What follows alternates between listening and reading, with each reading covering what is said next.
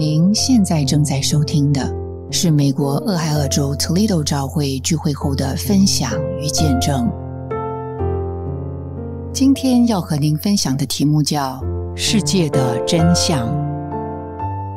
创世纪14章像一块黑色的幕布，记载了在满了17坑的西定谷，诸王混战互相掠夺的经过。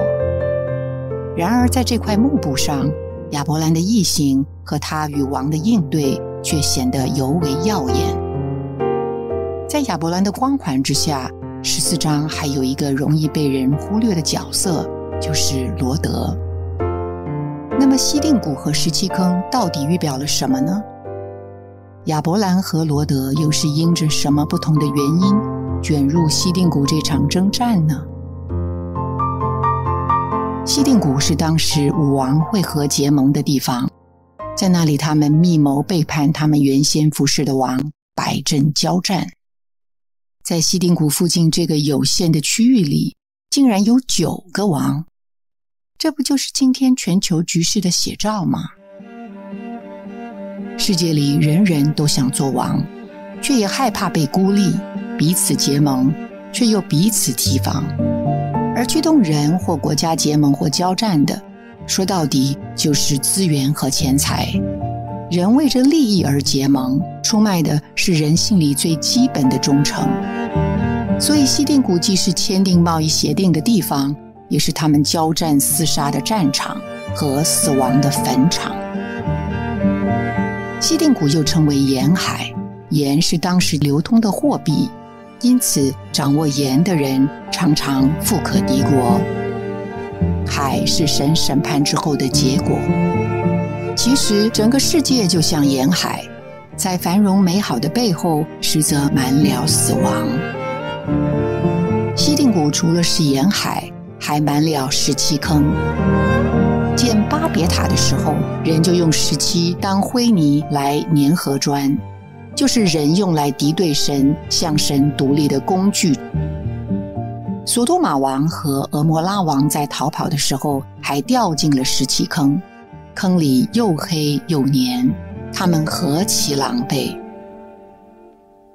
世界就像17坑，你在平日里觉得有用的事物，可能转眼之间就成了你失败而陷入的坑，让你身败名裂，伤痕累累，污浊不堪。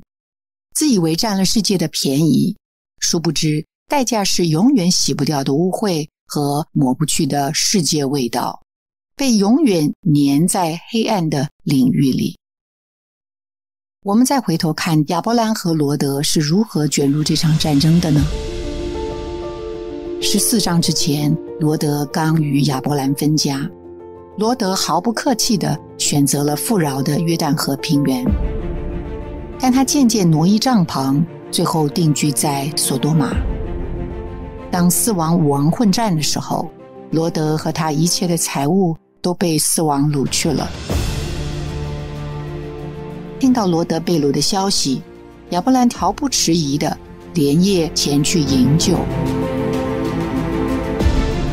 罗德卷入西定谷这场战争，是因着贪恋世界，而亚伯兰因着爱弟兄而踏上征程。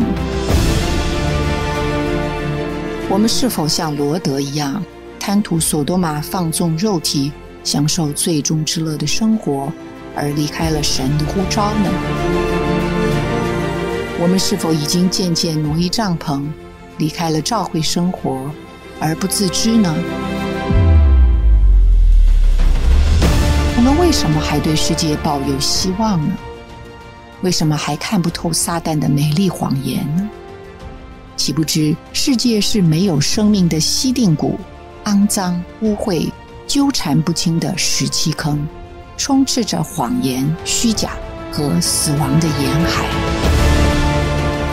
让我们今天就看清世界的真相，它是西定谷，满了17坑，坐落在死海。我们今天走出西定谷17坑，走出了死亡的境地，活出神的心意，活出人的意义。